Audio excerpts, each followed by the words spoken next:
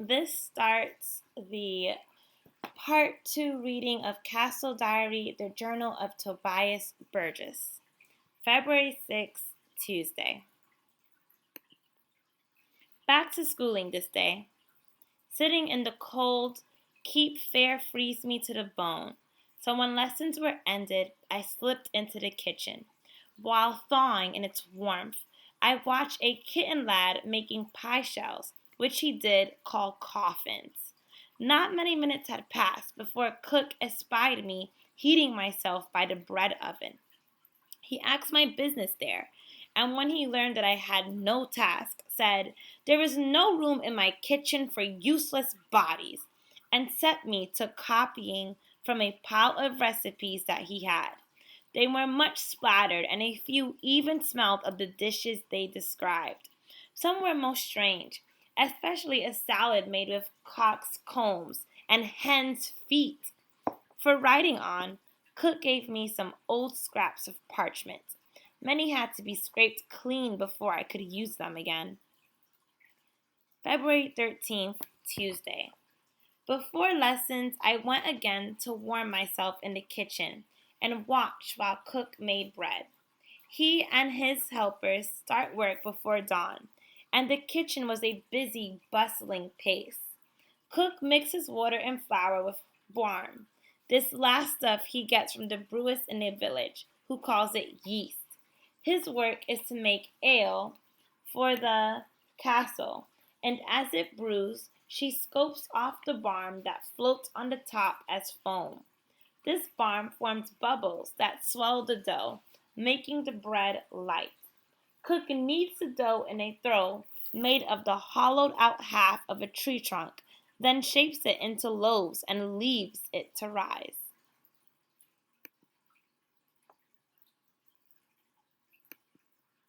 February 14th, Wednesday. Cook showed me today how they bake bread. A kitchen lad lights the oven early on baking days so that it is hot when the loaves are ready for baking. He begins by burning bundles of sticks and then throws in a log or two. As soon as the oven glows over all, he scoops out the embers, brushing out most of the gray ash, then wipes the oven floor with a wet mop. The oven hisses mightily, and steam continues from its mouth like the breath of a dragon. Cook then sets the loaves into the hot oven with a wooden shovel he calls a peel. They bake here 3 kinds of bread. Cook made me miniature loaves of each sort, and all the kitchen staff rested at their work to watch me taste them. The best, called manchet, is made from sifted wheaten flour, and is the white bread we eat in Hall. The second, brown cheap bread, I knew also, for I had seen some of the servants eat it. The last, which I did not know, they call brown bread. It was horrible, and I spat it out, which caused great mirth among those who watched. I learned later that only dogs and horses eat such bread. It is baked to use up the bran the miller sieves out from the wheat when he makes white flour. At such ill use, I ran out of the kitchen and vowed not to go back there, even if the ice freezes off all my fingers. February 21st, Wednesday.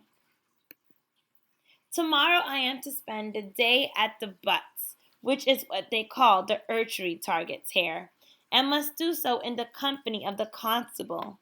Part of his work as warden of the castle is to train the castle guards and ensure that they are constantly ready to ward off an attack.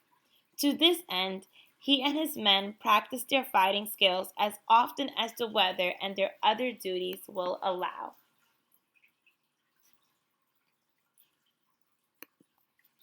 To him, also, is given the task of instructing us pages in the basic points of archery, though clearly he does not relish such a chore, for when my uncle asked him to watch over me at the butts, he protested loudly.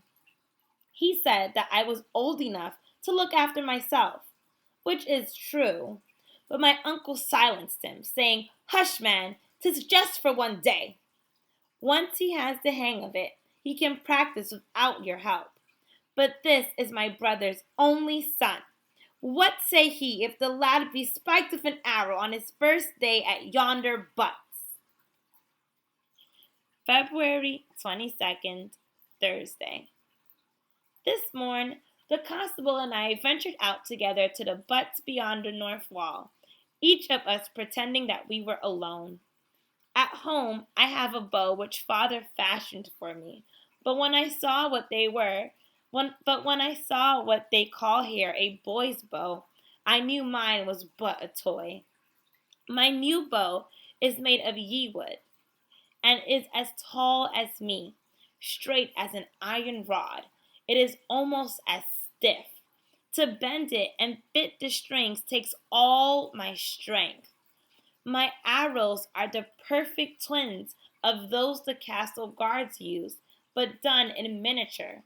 They have real goose feather flights, which are supposed to make them fly straight at the target.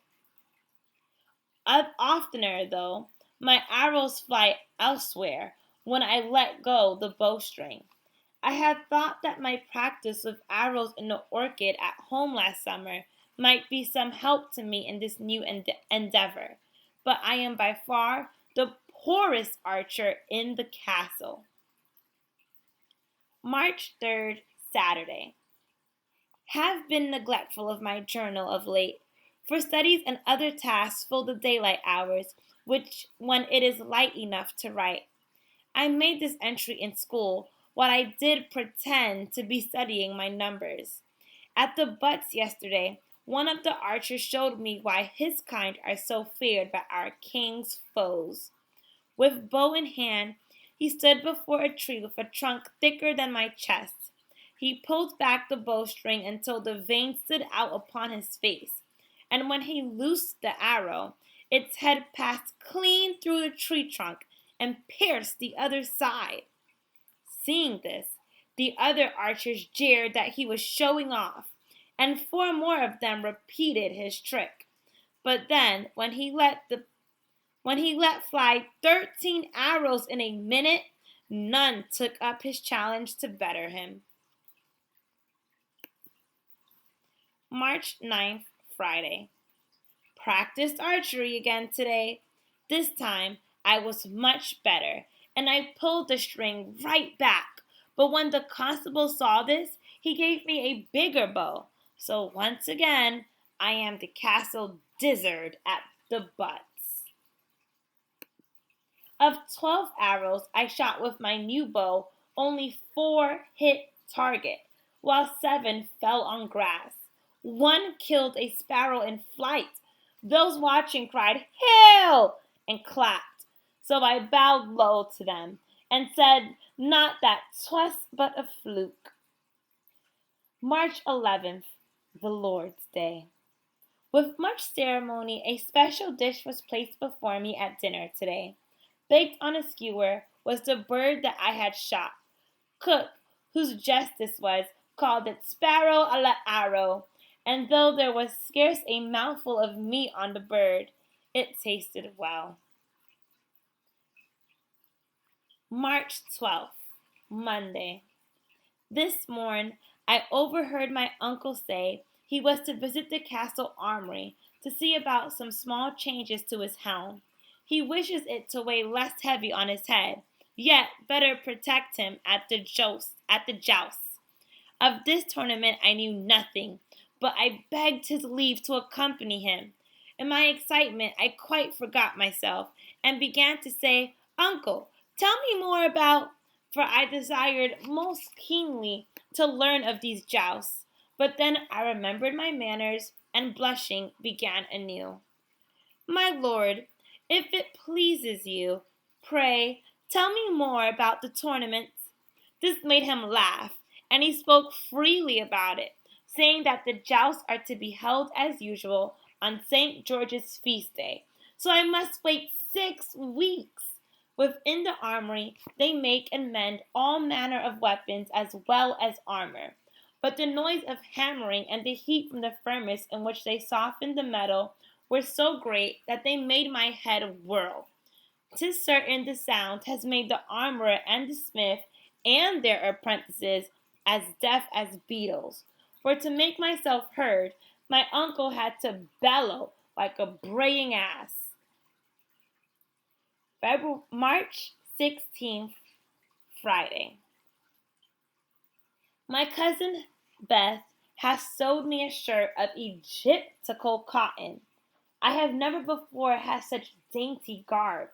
I hastened to put it on, but because it is new, the seams and stitches rubbed my skin sore. Humphrey and Oliver both laughed at this and called me chrisomer and nigget and moonling. They are accustomed to new clothes and will suffer them until washing softens the folds. But I would rather wear my old linen shirt, for though it is more common, 'tis also more comfortable. March 19th, Monday. Played at nights with Mark, Oliver, and Humphrey today. As Mark is bigger than me, he was the horse and I rode his back. We won. Oliver toppled from his horse and got a bloody nose. Serves him right, for he did twist my ears most painfully and call me the worst names when first I wore my new shirt. March 20th, Tuesday. Wrote yesternight by candle's flicker and fell asleep with quill in hand.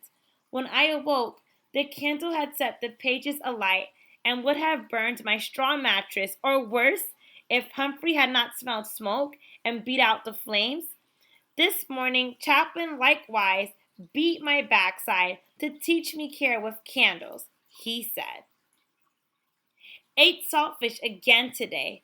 Disgusting! Here, they are more careful to follow the church's rules than at home. So besides every Tuesday, Friday, and Saturday being fish days, they also eat fish on each church festival. This means we eat vile fish more often than flesh or fowl.